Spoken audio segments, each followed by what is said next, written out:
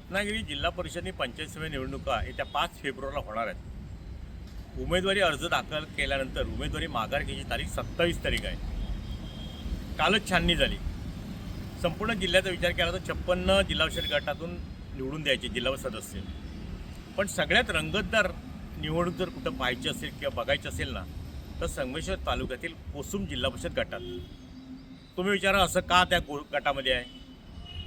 त्या गटाचं वैशिष्ट्य असं आहे की उत्तरेमध्ये भाजप शिवसेना काही ठिकाणी युती झाली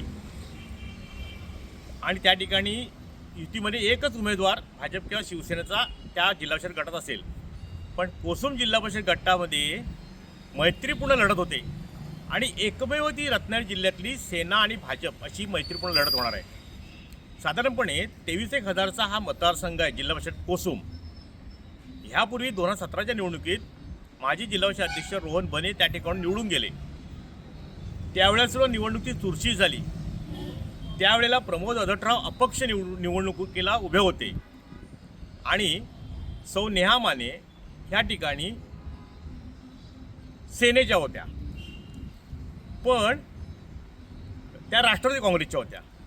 पण आता मात्र ही निवडणूक अतिशय रंगतदार होणार आहे। त्याचं कारण असं आहे की प्रमोद अधटराव यावेळेला सुद्धा रोहन बनेंच्या विरोधात आहे।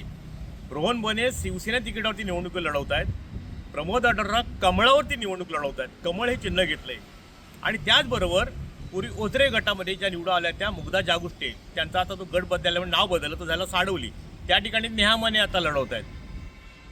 पण आता ह्या ठिकाणची लढत मात्र अतिशय रंगतदार आहे। साधारणपणे 16-17 ग्रामपंचायतीचा त्यामध्ये समावेश आहे।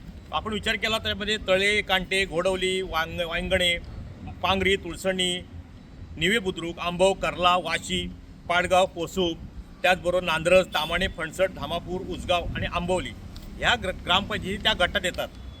पण आता मात्र ह्या वेळेला ती रंगतदार निवडणूक होणार आहे। गेल्या वेळेला प्रमोद अधटराव साधारणपणे 3-3.5च्या फरकाने पराभूत झाले, पण तेव्हा ते अपक्ष होते आणि आता मात्र ते कमळ या निशाणीवरती निवडणूक लढवत आहेत। ते पूर्वी पंचायत समिती सदस्य म्हणून निव्यामधून निवडून गेले होते, पण 2017च्या निवडणुकीत जिल्हा परिषदेने उभे होते।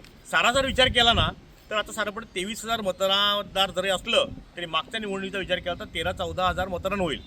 मग त्यावेळेला तुळशीच्या लढतीत पराभूत झालेले प्रमोद अधटराव आता कमळावच्या या चिन्हावर लढवत आहेत। आता साधारणपणे तिथली परिस्थिती पाहिली तर रोहन बने आणि प्रमोद अधटराव ह्यांचीच लढत होईल असं म्हटलं होतं, पण मुग्धा जागुष्टे ज्या उद्धव ठाकरे सेनेच्या आहेत ते किती मतं घेतात त्याच्यावरती रोहन बनेंचं भवितव्य अवलंबून आहे। आणि दुसऱ्या बाजूला मात्र राजकारण किती फिरलं असलं तरी, पक्ष बदलले असले तरी माजी मंत्री रवींद्र माने आणि माजी आमदार सुभाष बने यांची मैत्री जगजाहीर आहे। जर रवींद्र मानेंनी कुठंतरी रोहन बने निवडून येण्याची भूमिका घेतली तर मात्र प्रमोद अधटराव ते अडचणीचं होईल। पण ते घेतील का हा सुद्धा प्रश्न आहे, कारण पलीकडच्या साडवली जिल्हा परिषद गटात त्यांच्या सभापती नेहा माने त्या उद्धव ठाकरे सेनेकडे लढत आहेत। पण त्या मतदारसंघावरती काय परिणाम होईल का याचा विचारसुद्धा रवींद्र माने करतील। पण एकंदरीतच काय कोसुम जिल्हा परिषद गटातली मैत्रीपूर्ण लढत मात्र रंगतदार होणार एवढं मात्र नक्की। टाइम डिजिटल करता किशोर मोरे, रत्नागिरी। टाइम्स डिजिटलला लाईक करा, सबस्क्राईब करा, शेअर करा आणि बेल आयकॉन दाबायला विसरू नका। पाहत रहा टाइम्स डिजिटल।